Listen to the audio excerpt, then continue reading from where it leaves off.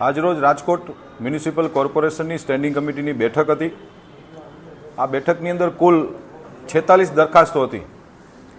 46 દરખાસ્તોમાંથી એક 27 નંબરની જે દરખાસ્ત છે, જે રાજકોટ મહાનગરપાલિકા દ્વારા રાજકોટ શહેરની અંદર અલગ અલગ હોર્ડિંગ બોર્ડની સાઇટના ટેન્ડરો આવ્યા હતા।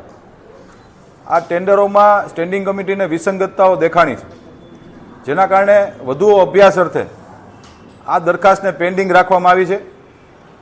જ્યારે 21 નંબરની દરખાસ્ત રાજકોટ લોહાણા મહાજન દ્વારા રેસકોર્સ ગ્રાઉન્ડ માગવામાં આવ્યું હતું, પરંતુ એ કાર્યક્રમ રાજકોટ લોહાણા મહાજન દ્વારા એ કાર્યક્રમ કેન્સલ રાખ્યો છે, એટલે એ દરખાસ્તને અમે રદ કરીએ છીએ। એમ લોકોનો કાર્યક્રમ કેન્સલ છે, જેથી એમનો પત્ર પણ આવ્યો છે અને એ દરખાસ્ત અમે રદ કરીએ છીએ। આજની કુલ બેઠકની અંદર 38 કરોડ 15 લાખ 86 હજાર જેવા માતબર વિકાસના કામો આજે અલગ અલગ વોર્ડની અંદર આજે મંજૂર કર્યા છે।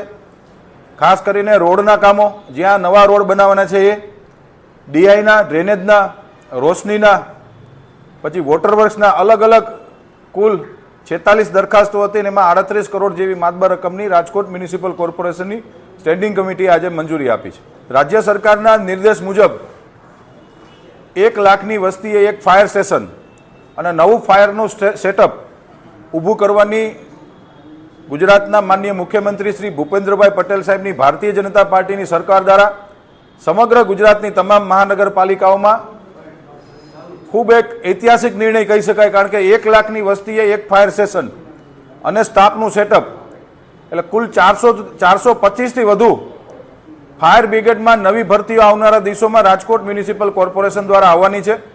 એટલે રાજકોટ મહાનગરપાલિકાનું 650થી વધુ, અંદાજિત 650થી વધુ સ્ટાફનું સેટઅપ રાજકોટ મ્યુનિસિપલ કોર્પોરેશનનું થવાનું છે, એને પણ આજે મંજૂર કરવામાં આવ્યું છે। 1 લાખની વસ્તીએ એક ફાયર સ્ટેશન જે ટુકડા કરવામાં આવ્યા છે, એ લોકોને પડતી ભૂતકાળમાં જે મુશ્કેલીઓ પડતી હતી કે ભાઈ ક્યારેક આગ લાગે અને સમયસર ન પહોંચી શકે, એના માટે રાજ્ય સરકારનો આ નિર્ણય છે, જેને રાજકોટ મ્યુનિસિપલ કોર્પોરેશન પણ આવકારે છે।